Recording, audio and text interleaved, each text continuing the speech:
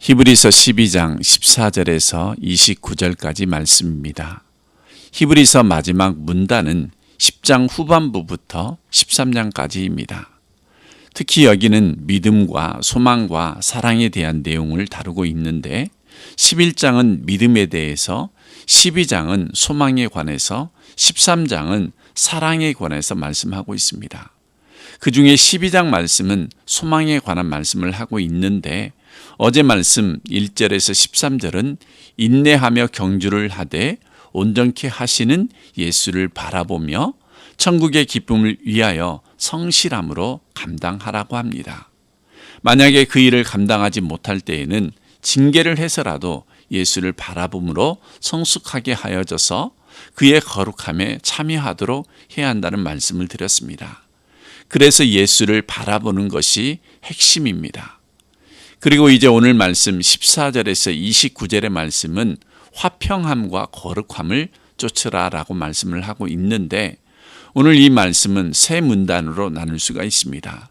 14절과 17절, 18절에서 24절, 그리고 25절에서 29절로 나누어질 수 있는데 먼저 14절에서 17절은 권면으로 모든 사람과 더불어 화평을 누리라고 했고 18절에서 24절은 모든 사람과 더불어 화평을 누려야 할 이유가 너희가 잃은 것이 다름을 설명을 하는데 모세 시대 시내산 사건과 하나님의 성을 비교하여 설명을 하고 있습니다.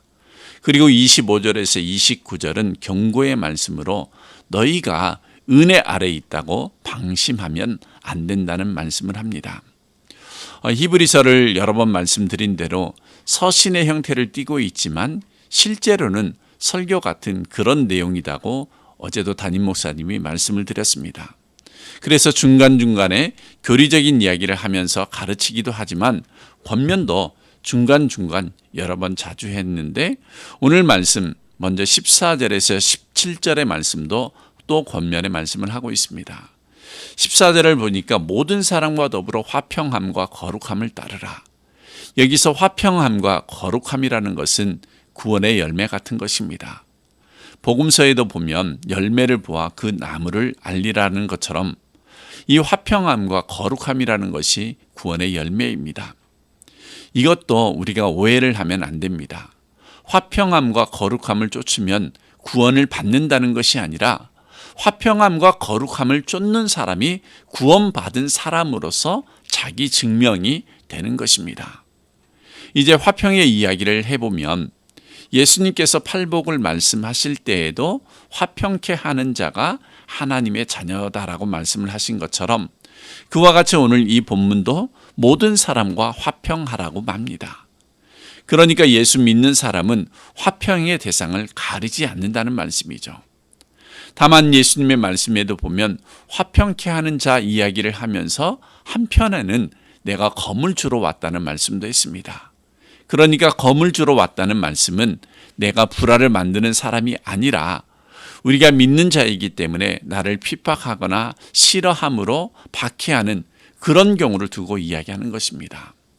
우리가 살아가면서 진리 때문에 박해를 받음으로 화평할 수 없게 되어지지만 그렇지 않는 경우에는 우리 쪽에서 먼저 불화를 만드는 사람이 되지 말아야 됩니다. 그래서 이 화평은 정확하게 말하면 거룩한 화평입니다. 화평과 거룩함이 아니라 거룩한 화평 이렇게 이야기를 해야만이 원문의 뜻을 제대로 전달할 수가 있습니다. 이제 거룩에 대해서 이야기하면 거룩이라는 것은 잘 아시는 것처럼 구별입니다. 어떤 구별이냐면 나는 하나님의 것이다. 하나님의 것으로 구별된 그런 사람이다라는 말을 하는 거죠. 그러니까 하나님의 것이다는 마음에서 나오는 하나님의 자녀다운 삶을 거룩이라고 하는 겁니다. 그것이 세상과 구별되어서 하나님께 속한 자가 되었음을 나타내는 것, 이것이 거룩한 화평이라고 지금 말하고 있습니다. 다음 15절을 보면 성도로서 서로의 신앙을 돌보아 줘야 한다는 내용입니다. 구원은 개인적으로 시작을 하지만 그 완성은 공동체적이기 때문에 그렇습니다. 그래서 15절 시작을 하나님의 은혜에 이르지 못하는 자가 있으면이라는 전제가 붙는 거죠. 성도로서 은혜 안에 거하도록 그의 신앙을 서로 돌아보아 주므로 공동체적으로 완성이 되도록 해야 합니다. 그렇게 하기 위해서 15절 중간에 보면 쓴뿌리가 나지 않도록 도와줘야 한다는 거죠. 어떤 쓴뿌리이냐면 하나님의 은혜에 이르지 못하도록 막는 쓴뿌리인데, 그런데 이 쓴뿌리가 난다라고 할 때 이 난다라는 말은 계속해서 자라간다는 것이죠. 그러니까 이 쓴뿌리는 우리의 삶이나 신앙에 어려움이 있다든지 그런 것들이 부딪히면 우리의 마음이 삐뚤어지고 원망하고 불평하고 하나님의 은혜를 부정하는 것들을 쓴뿌리라고 합니다. 그래서 이 쓴뿌리는 조심해야 합니다. 쓴뿌리라는 이 단어를 가지고 수많은 이론들이 나오는데, 그중에 내적 치유 같은 데서는 이 쓴뿌리라는 말을 잘못 적용해서 많이 사용하고 있습니다. 그런데 이 쓴뿌리는 원래 구약에 나오는 이야기인데 이것이 우상 숭배와 연결되어 있습니다.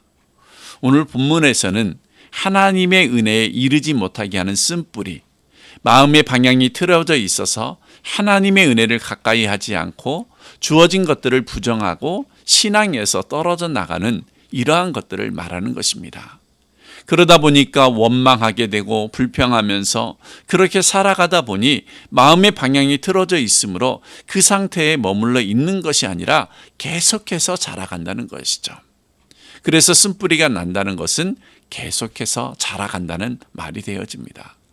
그러니까 그렇게 계속해서 자라가다 보니 그것이 공동체적으로 다른 사람에게 많은 영향을 미치므로 15절 끝부분을 보면 많은 사람이 이로 말미암아 더럽게 된다고 합니다.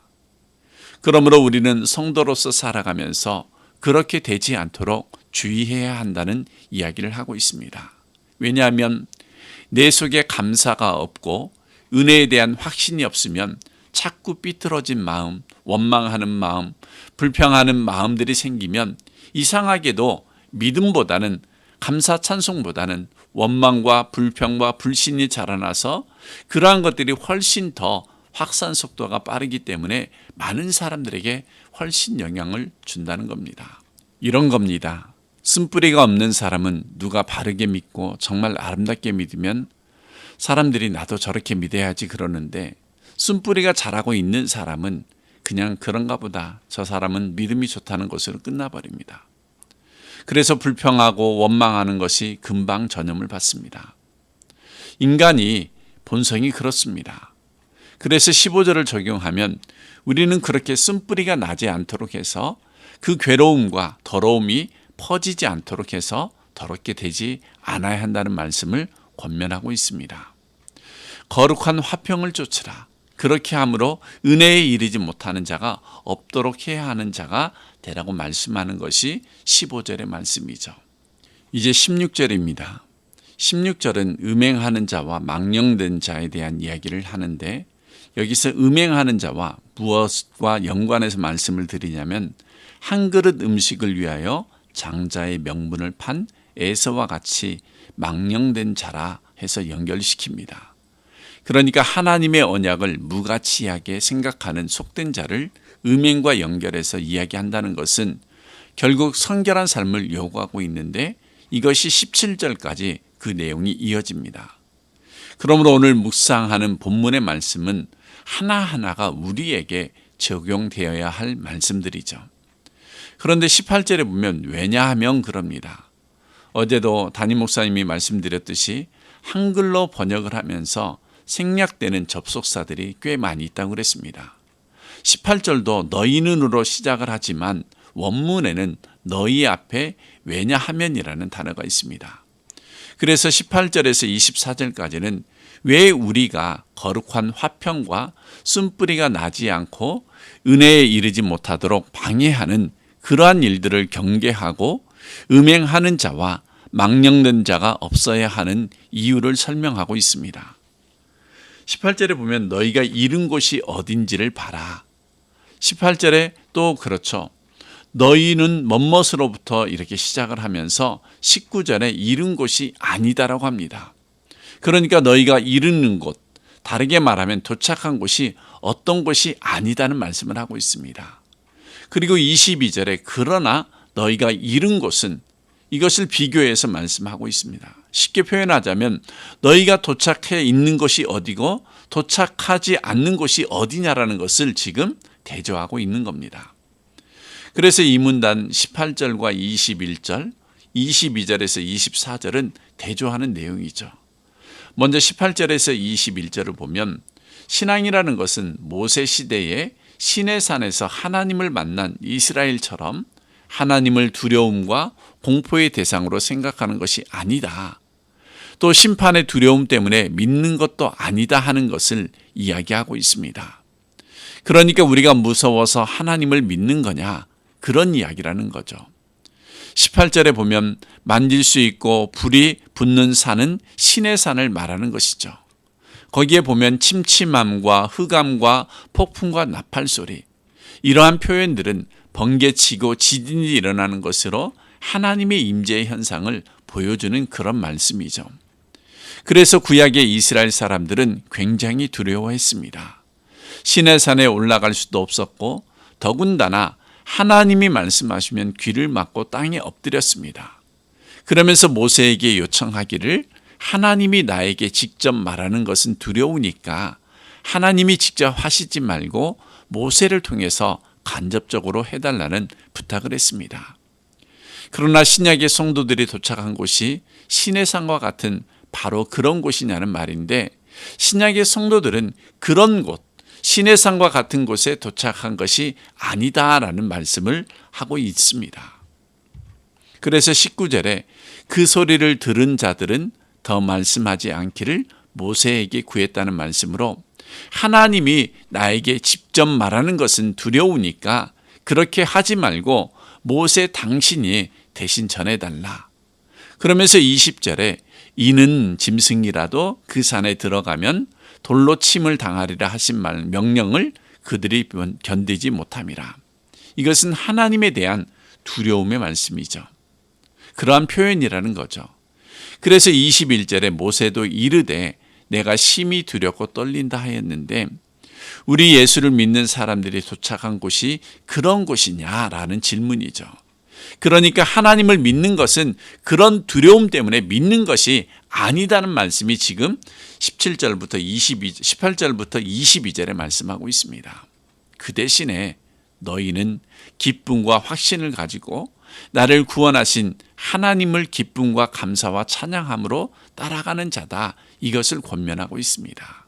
왜냐하면 22절에 그러나 너희가 이른 곳은 시온산과 살아계신 하나님의 도성인 하늘의 예루살렘과, 이 표현도 땅에 있는 시내산과 비교를 하는 것으로 우리는 땅에 있는 시내산에 도착한 것이 아니라 하늘에 있는 시온산에 도착한 사람들이라는 겁니다. 그래서 22절 뒷부분과 23절에 보면 천만천사와 하늘에 기록된 장자들의 모임이라는 것은, 여기서 장자들의 모임이라는 것을 말하는데, 총회를 말하는데, 이것은 지상교회를 말하는 것이 아니라 천상의 교회를 말을 하고 있습니다. 그리고 23절에 만민의 심판자이신 하나님과 및 온전하게 된 의인의 영들과, 그러니까 계속해서 이러한 표현들은 하늘을 말하고 있는 거죠. 우리가 들어온 곳은 하나님의 도성이 있는 장자들의 총회, 즉 하나님을 믿는 사람들의 모임, 하나님의 임재가 충만한 그런 공동체에 들어와 있기 때문에 우리는 무서움과 두려움 때문에 가까이 가지 못하는 것이 아니라 나를 구원해 주시는 예수 그리스도의 뿌린 피를 의지함으로 확신을 가지고 기쁨으로 나아가야 된다고 합니다. 그것이 24절의 말씀인데, 새 언약의 중보자이신 예수와 및 아벨의 피보다 더 나은 것을 말하는 뿌린 피니라. 새 언약의 중보자이신 예수, 거기가 우리가 도착한 곳이다라고 히브리서는 독특한 표현을 합니다. 바울 같으면 예수님이 우리 안에, 내가 예수 안에, 이런 표현을 해야 되는데, 히브리서는 우리가 이른 곳, 우리가 도착한 곳은 새 언약의 중보자이신 예수 그리스도라고 하면서 24절에 보면 아벨의 피보다 더 나은 것을 말하는 뿌린 피라고 하면서 예수님의 피 뿌림에 대한 이야기를 언급합니다. 왜 이렇게 이야기를 하느냐면 히브리서는 구약을 완성하신 예수 그리스도의 더 나음을 이야기하는 책이기 때문에 그렇습니다. 예수님을 그렇게 표현하는 이유는 유대교로 돌아가려고 하는 저들의 유혹에 대해서 그것은 어리석은 짓이다를 경고하는 책이 히브리서이기 때문에 예수님을 말할 때도 구약과 대조, 비교해서 이야기하는 겁니다. 그러므로 너희가 도착한 곳, 모세가 이끌고 출애굽에서 이스라엘이 도착한 시내산이 아니라 너희가 도착한 곳은 예수 그리스도로 아벨의 피보다 더 나은 피뿌림으로 그분을 통하여서 하늘에 있는 장자들의 모임에 우리가 속한 자들로 하늘의 예루살렘에 있는 자라는 것을 확신시켜주면서 지금 권면하고 있습니다.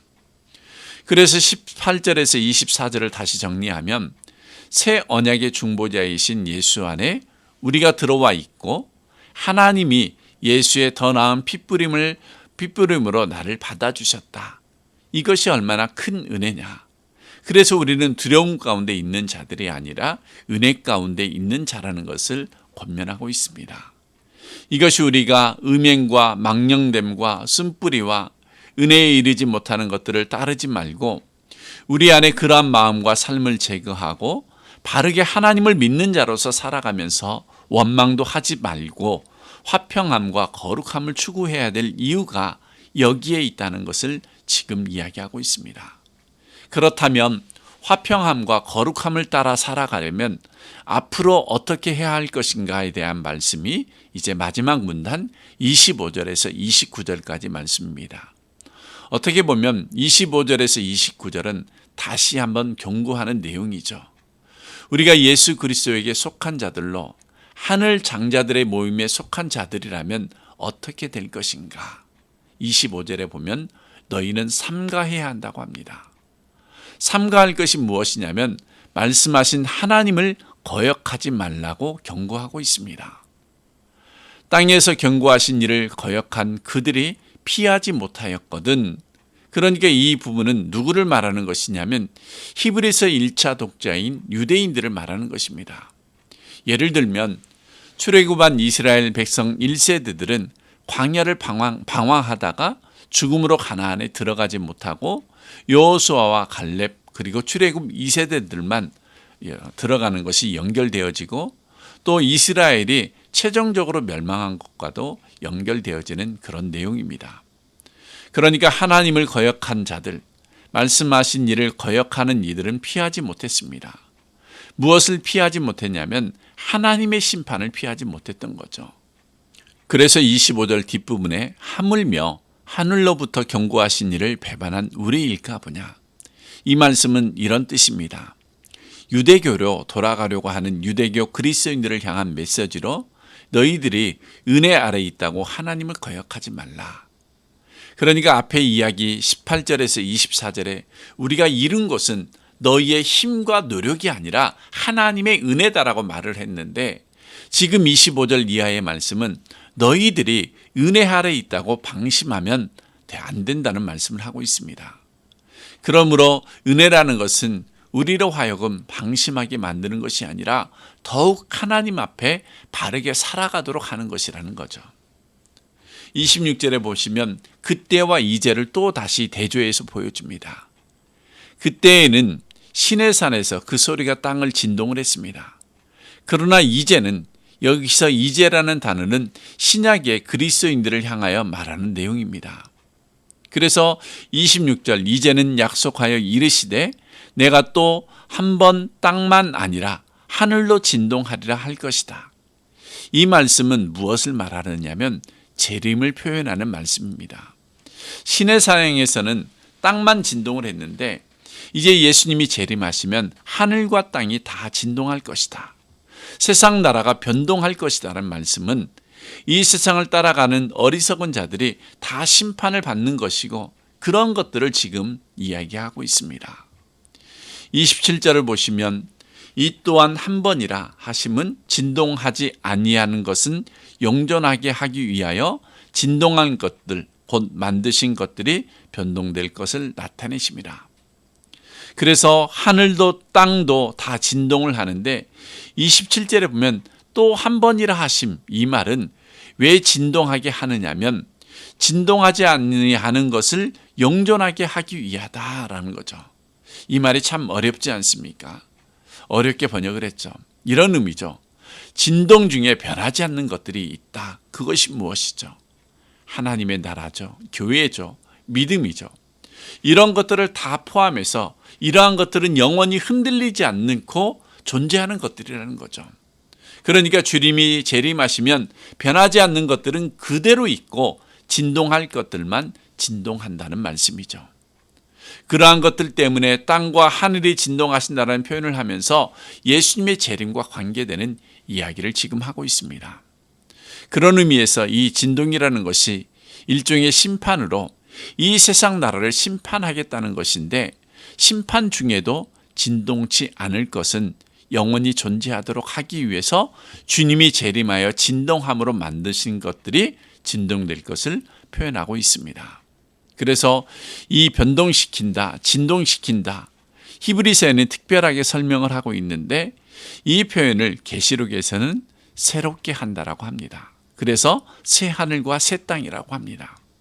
이 표현은 옛 하늘과 옛 땅을 없앤다는 이야기가 아니라 질적인 변화를 이야기하고 있습니다. 정리하면 이렇습니다. 세상 나라나 세상의 것은 그 무엇이든지 영원하지 않다. 흔들리지 않는 것만 영원히 존재하기를 하게 할 것이다라는 거죠. 우리가 지금 이룬 곳, 도착해 있는 곳이 바로 그런 거기다. 그런 곳이다는 거죠. 지금 우리는 거기 그 안에 도착해 있는 거다. 그래서 신학자들은 교회를 지상교회와 천상교회로 나누고 보이지 않는 무형교회와 보이는 유형교회로 구분을 합니다. 그러니까 지상교회, 유형교회에 속한 자들이 무형교회나 천상교회, 참교회에 속하지 않는 자들이 있습니다.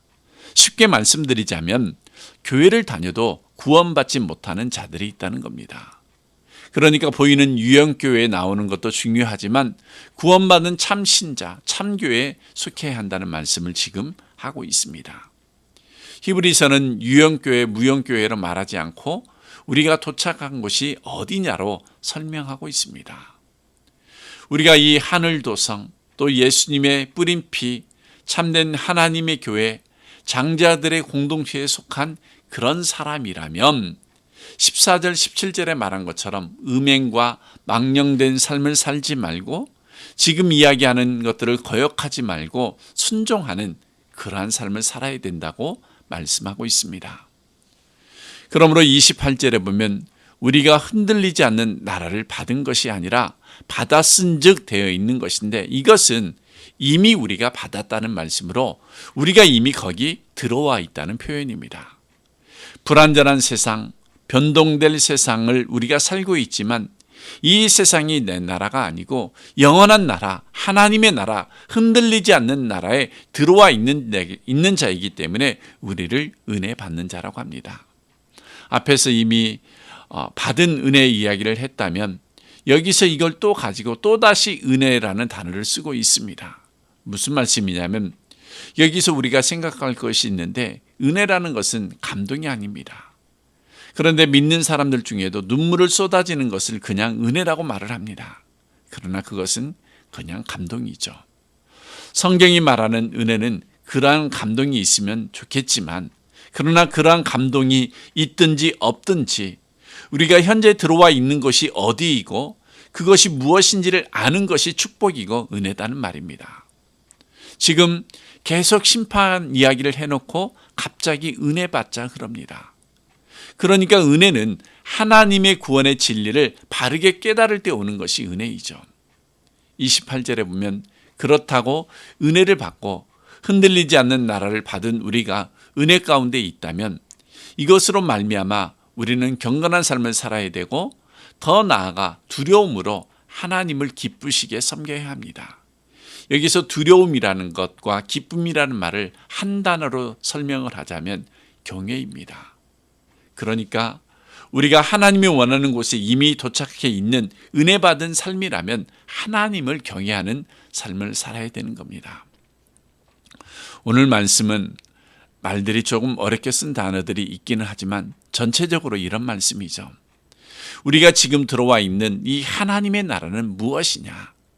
구약의 시내 산에 나타난 현상과 비교를 하면서 우리는 아벨의 피보다 더 나은 뿌린 피인 예수 그리스도를 통하여서 흔들리지 않고 변동되지 않을 영원한 하나님의 나라에 들어와 있다면 우리는 어떻게 살아야 되는가를 이미 14절에 말한 것처럼 화평함과 거룩함을 따르는 삶을 살아야 하고, 또 쓴뿌리가 나서 괴롭힘과 더러움과 음행과 망령됨 이런 것들을 배제하고 경건함과 경외함으로 하나님을 따라서 살아가는 성도가 되어야 되고, 더 나아가 진동하지 않는 나라에 왔으니 우리도 흔들리지 않는 믿음으로 살아라.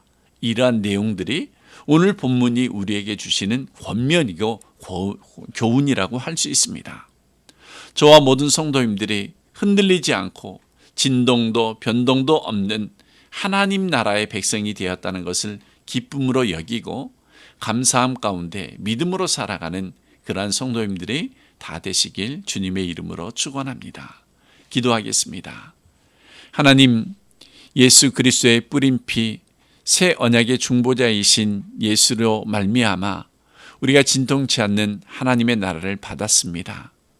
주님, 우리가 이른 곳은 하늘의 장자들의 모임이고 참된 교회이고 예수 그리스도의 품 안에 우리가 있는 자로서 하나님의 말씀을 거역하는 자도 아니고 망령된 자나 음행하는 자나 쓴뿌리가 나서 하나님의 은혜를 부정하는 자나 분열과 세속적인 죄악 가운데 사는 자가 아니라 화평함과 거룩함을 따라 살아가므로 하나님 앞에 경건함과 경외함으로 살아가는 그런 성도가 되기를 원합니다.